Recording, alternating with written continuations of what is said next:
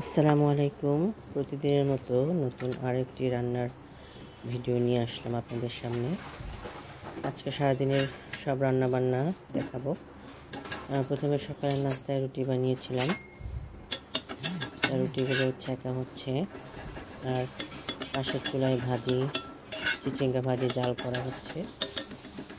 এরপর রুটিগুলো একে একে ছেঁকে নামানো হয়ে গেলে এরপর ডিম ভাজা হবে। আর ওদিকে দুপুরের রান্না বান্নার কোটাকাটি চলছে। নাস্তা খাওয়া শেষে বান্নায় চলে যাব। এখন রুটি ছাঁকা হয়ে গিয়েছে, রুটিটা প্লেটে তুলে রাখা হয়েছে। এখন ভাজিটা আরেকটু নেড়ে চেড়ে নামিয়ে নেব।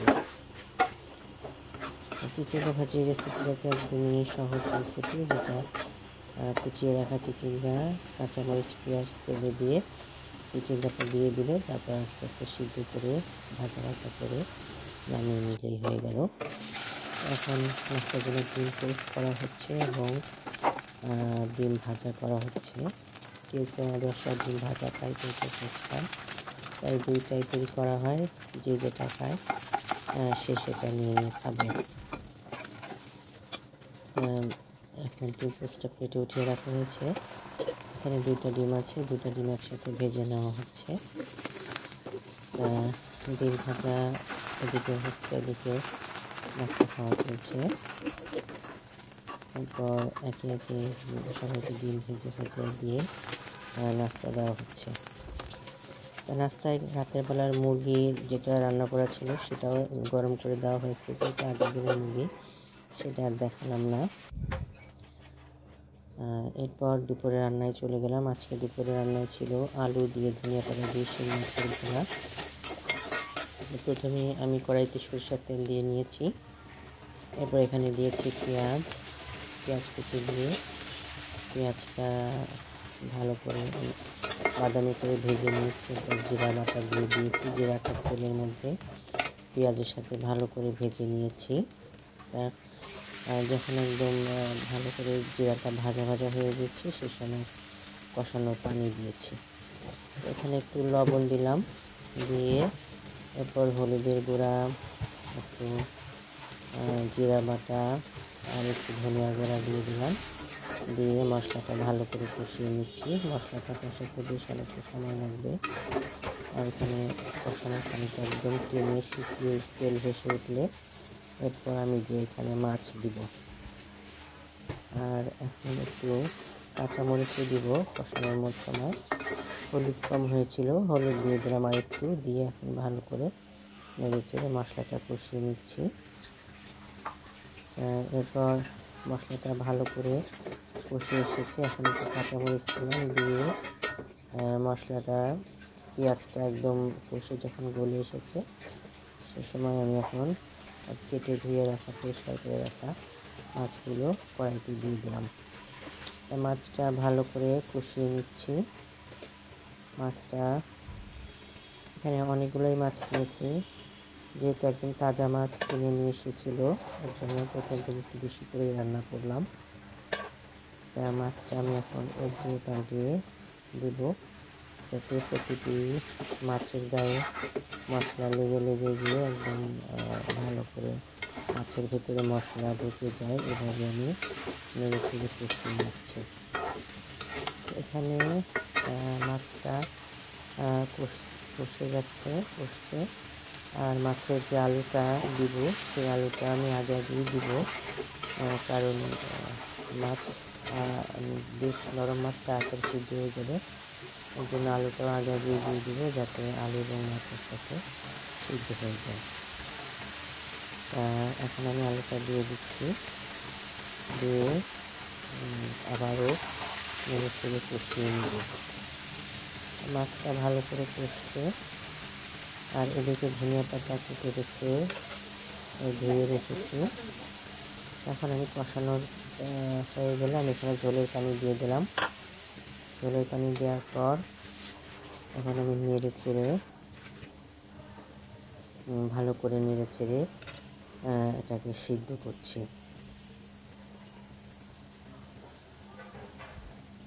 তো এখন যখন মাছ এবং আলু সিদ্ধ হচ্ছে, আর এখানে একটু হলুদ কম হয়েছিল, আবার একটু হলুদ দিলাম, দিয়ে এখন নেড়ে চেড়ে দিচ্ছি। দেখুন এখানে এখন কালারটা খুব সুন্দর এসেছে। এখন মাছটা আর আলুটা একসাথে সিদ্ধ করা হচ্ছে। আর একটু বেশি করে ঝোল দিয়েছিলাম, ঝোল দিয়ে মাছ এবং আলু ভালো করে সিদ্ধ করে নিচ্ছি। উল্টিয়ে পাল্টিয়ে আস্তে আস্তে উল্টাচ্ছি, মাছটা ভেঙে যেতে পারে। শিং মাছ যেহেতু নরম মাছ, সেটা সহজে ভেঙে যেতে পারে, এর জন্য আস্তে আস্তে নেড়ে ছেড়ে দিচ্ছি।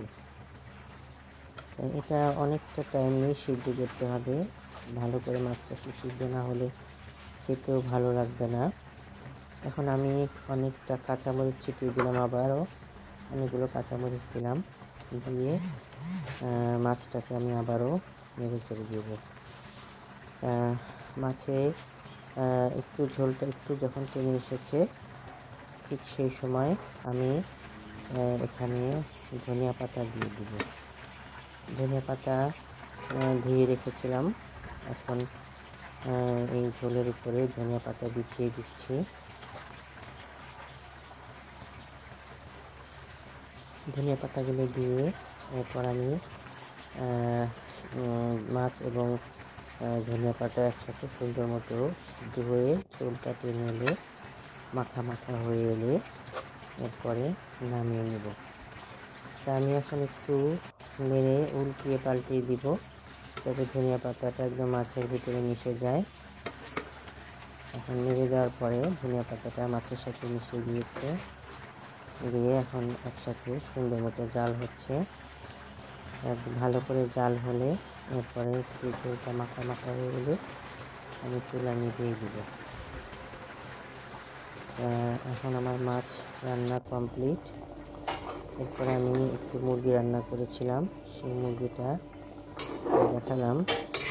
মুরগি করে দেখালে ভিডিও অনেক লম্বা হয়ে যাবে। মুরগিটা একটু নেড়ে চেড়ে দিচ্ছি। মুরগিটা রান্না হয়ে গেলে এরপর আমি একটু করলা ভাজি করব। করলা কেটে ধুয়ে রেডি করা হয়েছে, আর এদিকে চুলায় মুরগি রান্না হচ্ছে, আর ভাত আর ডাল বসিয়ে দিলাম। দুপুরের সবার শেষে ভাতটা রান্না করছি, যাতে গরম গরম ভাতটা খেতে পারে।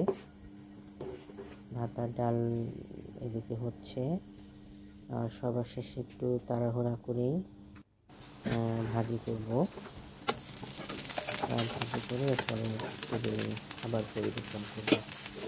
করলা ভাজির রেসিপি নর্মাল, যেটা পেঁয়াজ কাঁচামরিচ দিয়ে করলাগুলো দিয়ে দিয়েছে, একদম ভালো করে নেড়ে চেড়ে উল্টিয়ে পাল্টিয়ে ভাজা ভাজা করে মাছটা করলাটা যখন একটু সিদ্ধ হয়ে আসবে, তখন আস্তে আস্তে জ্বালিয়ে একটু ভাজা ভাজা করবো, করে এবং সবার শেষে নামিয়ে নেওয়ার সময় জোরে জাল করে ভাজা ভাজা করে নামিয়ে নেব। এই ছিল আমাদের দুপুরে রান্না। আর বিকালে সন্ধ্যায় নাস্তায় খাওয়া হয়েছিল ঘরে বানানো চিকেন ফ্রাই। এটা ঘরে বানানো, একদম দেখুন সুন্দর একটা কালার চিকেন ফ্রাইয়ের।